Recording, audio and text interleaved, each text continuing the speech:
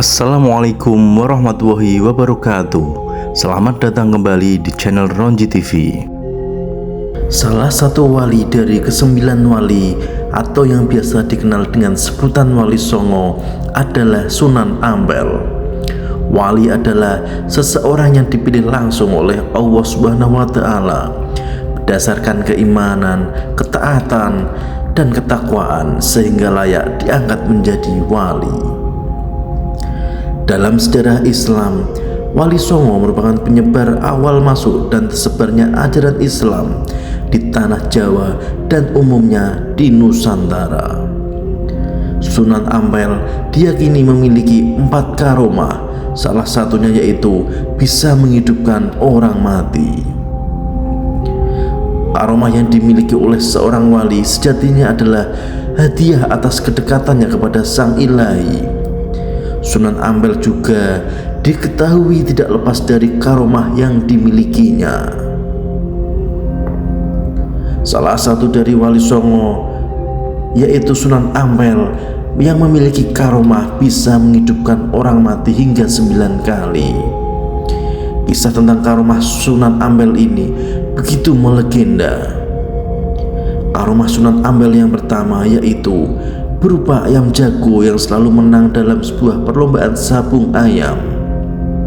Kemudian terdapat karomah Sunan Ampel yang mampu menyeberangi lautan tanpa basah sedikit pun, hingga terdapat sebuah bangunan masjid perahu terbalik yang saat ini masih digunakan sebagai tempat ibadah umat muslim. Sunan Ampel juga disebut memiliki karomah menghidupkan orang mati hingga 9 kali.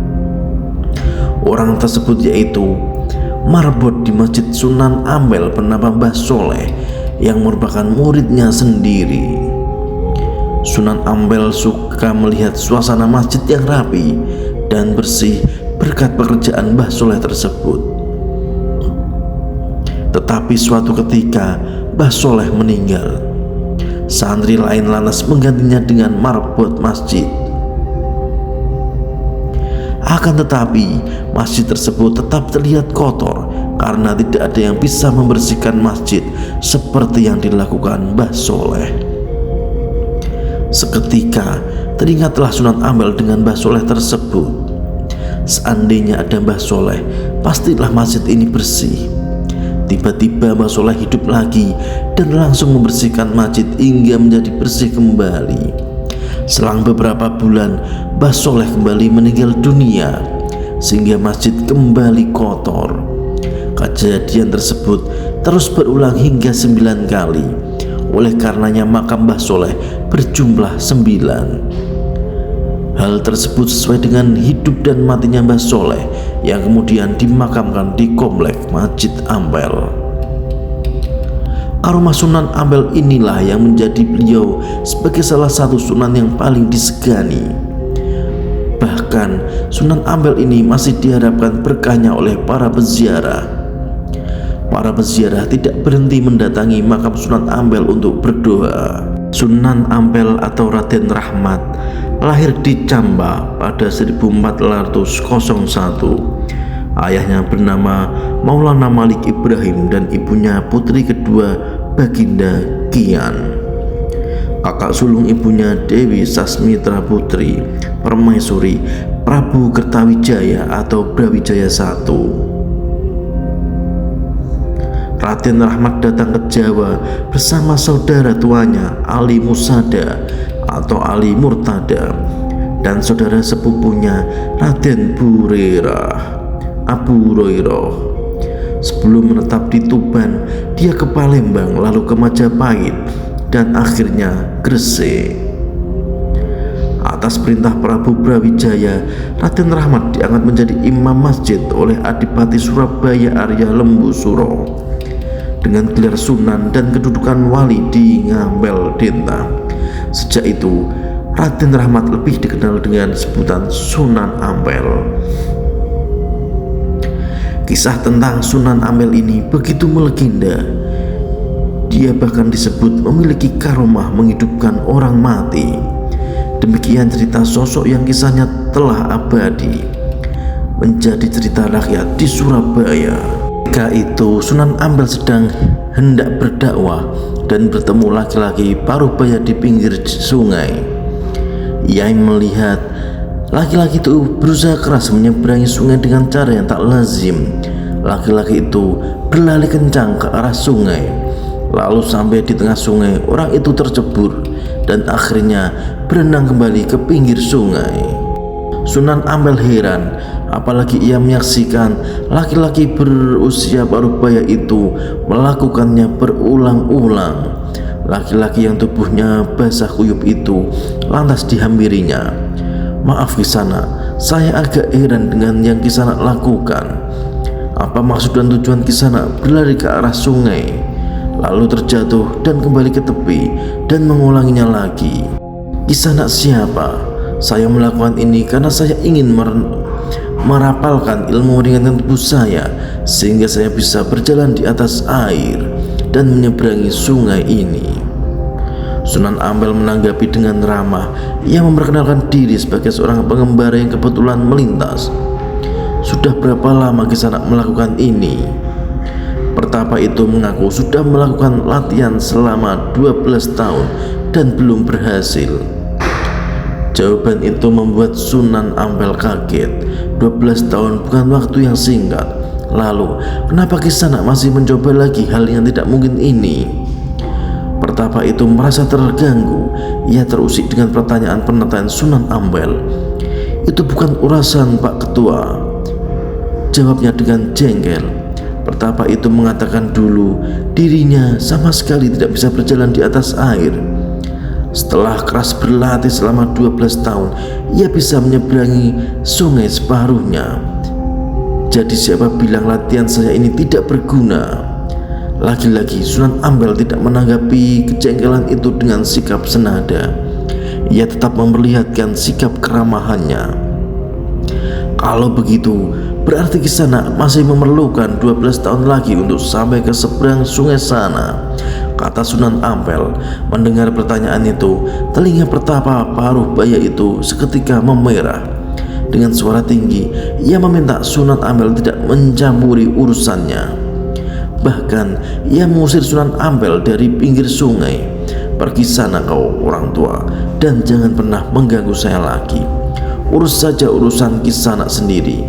Saya akan melanjutkan latihan ilmu meringankan tubuh saya." Sunan Ampel pun beranjak dan pamit pergi melanjutkan perjalanan. Mata Pertapa itu sontak terbelalak. Ia melihat Sunan Ampel dengan santainya berjalan di atas air menyeberangi sungai. Ia seketika merenangi sungai, berusaha mengejar. Sesampai di pinggir sungai, Pertapa itu langsung bersujud mencium kaki Sunan Ampel. "Duhai Kisana yang sakti, maafkan saya yang telah meremehkan Kisana," kata Pertapa menyesali sikapnya. Dengan meratap, Pertapa itu meminta Sunan Ampel mengajari. Sunan Ampel tersenyum dan meminta Pertapa itu bangkit dari sujudnya. Sunan Ampel mengatakan dirinya hanya hamba Allah dan karomah yang disaksikan Pertapa itu datangnya dari Allah SWT. Tanpa kehendak Allah SWT, Sunan Ampel mengatakan tidak mungkin bisa menyeberangi sungai dengan berjalan di atas permukaan air. "Saya tidak memiliki kekuatan apa-apa," kata Sunan Ampel. Pertapa itu kembali mengakui kesalahannya. Ia mengakui telah membuang waktu sia-sia 12 tahun seperti yang disampaikan Sunan Ampel. Pertapa itu juga penasaran siapa yang dimaksud Sunan Ampel dengan Allah SWT. Sunan Ampel menjelaskan, "Jika Allah itu Maha Besar sekaligus Tuhan segala alam, tanpa izinnya, ia tidak akan mampu berjalan di atas permukaan air." Dengan tersenyum, Sunan Ampel mengatakan dirinya tidak perlu merapal mantra, juga tidak perlu berlatih 12 tahun untuk berjalan di atas air. Ia hanya perlu waktu beberapa saat untuk membuat rakit bambu, dan dengan rakit bambu itu, ia bisa menyeberangi sungai tanpa khawatir tenggelam. Kisana, Allah melarang kita menyanyiakan waktu untuk hal-hal yang tidak berguna seperti ini. Allah memberi kita akal dan pikiran untuk kita manfaatkan sebaik-baiknya, menyelesaikan masalah yang kita hadapi. Kalau memang bisa lebih cepat menyeberangi sungai, kenapa Kisanak menghabiskan waktu 12 tahun untuk melakukannya? Sunan Ampel mengutamakan pendekatan persuasif, yaitu pendekatan keluarga yang penuh empati. Sebab saat menjelajah kaki di tanah Jawa, yakni sebelumnya sempat mampir di Palembang dan bertemu Adipati Arya Damar, Sunan Ampel menjumpai situasi sosial di mana mayoritas masyarakat Majapahit memeluk Hindu, Buddha, dan Kapitayan. Kendati demikian, meski sudah melakukan cara merangkul, ajaran Islam yang dibawa Sunan Ampel tidak bisa serta-merta diterima. Bahkan tidak sedikit orang-orang Majapahit yang belak-belakan menang, bahkan menyerang. Dalam babat Tanah Jawa dituturkan bagaimana seorang penguasa Madura bernama Lembu Peteng tidak menyukai Sunan Ampel. Ketidaksukaan itu diperlihatkan dengan mengusir 2 orang ulama utusan Sunan Ampel, yakni Khalifah Husain dan Syekh Ishaq. Bahkan tak cukup mengusir kedua utusan itu, Lembu Peteng dikisahkan telah datang ke Ampel Penda, menyamar dan berbaur dengan santri. Di kota Surabaya, yakni di kampung Ampel, Raden Rahmat diangkat sebagai imam dengan gelar Sunan, sekaligus berkedudukan sebagai wali di Ngampel Denta. Pengangkatan itu dilakukan oleh Raja Majapahit. Mengacu catatan sejarah, Sunan Ampel bahkan disebut sebagai Bupati pertama Surabaya. Sementara itu, penyamaran penguasa Madura Lembu Peteng sebagai santri di Ampel bertujuan buruk. Lembu Peteng membawa misi mencelakai Sunan Ampel. Rencana itu ia kerjakan pada waktu menjelang sholat Isya, di mana dirinya sudah bersembunyi di kulah atau tempat wudhu. Sewaktu melihat Sunan Ampel datang, Lembu Peteng tiba-tiba dia menghunus bilah keris dan langsung melakukan serangan tikaman ke tubuh Sunan Ampel. Ajaibnya, keris pusaka itu tidak mampu melukai Sunan Ampel. Lembu Peteng pun langsung menyatakan takluk dan meminta ampun. Lembu Peteng dikisahkan mau memeluk Islam setelah peristiwa itu.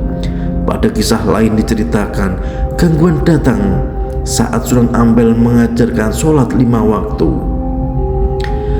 Gerakan ibadah sholat Sunan Ampel dipandang aneh dan ditertawakan oleh orang-orang Majapahit.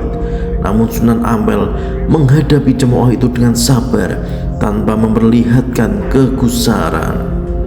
Sunan Ampel juga dicela saat hendak makan karena menghindari daging babi dan kata, dan memilih mengambil daging kambing yang berbau perengus atau apek. Sunan Ampel dikatakan kurang akal karena tidak memilih daging babi yang lebih gurih dan daging kata yang rasanya lebih nikmat. Sunan Ampel menjawab cercaan orang-orang Majapahit. Namun Sunan Ampel menghadapi cemooh itu dengan sabar tanpa memperlihatkan kegusaran.